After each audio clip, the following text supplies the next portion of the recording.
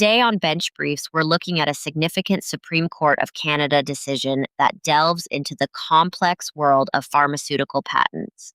In Pharmascience Inc. v. Janssen Inc., the court tackled important questions about patent validity and infringement, with implications for innovation and competition in Canada's drug industry. Here's what happened. Pharmascience and Janssen are both pharmaceutical companies.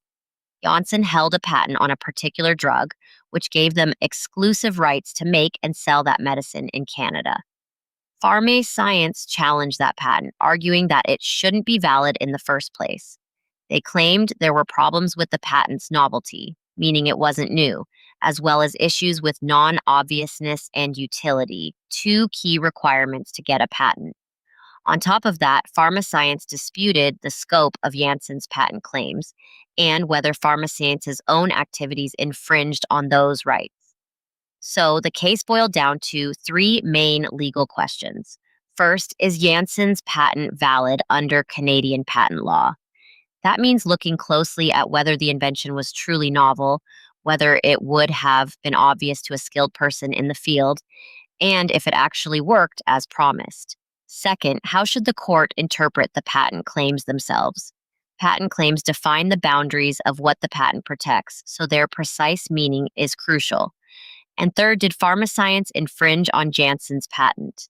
In other words, did Pharmascience's product or process fall within those patent claims, or did they avoid infringement?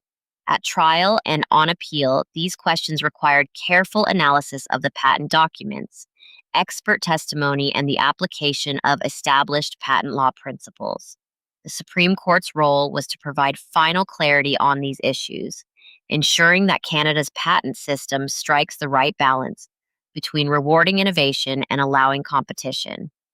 Why does this matter? Pharmaceutical patents are a cornerstone of the drug industry because they provide companies with a period of market exclusivity, enabling them to recoup research and development costs.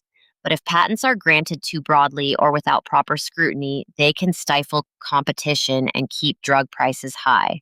On the other hand, if patents are too easily invalidated, companies may be less willing to invest in developing new medicines. This case highlights the delicate line courts must walk in interpreting patent claims and assessing validity. The Supreme Court's decision in Pharmascience v. Janssen reinforces important standards for patent validity, emphasizing that patents must meet strict criteria to be enforceable. It also clarifies how patent claims should be read in the pharmaceutical context, which often involves complex chemical and biological innovations. For companies, this ruling offers guidance on how to draft and defend patents. For the public, it helps ensure that patent law continues to promote genuine innovation while maintaining fair competition. Thanks for listening to Bench Briefs. Be sure to join us next time for another dive into the legal cases shaping Canada's justice landscape.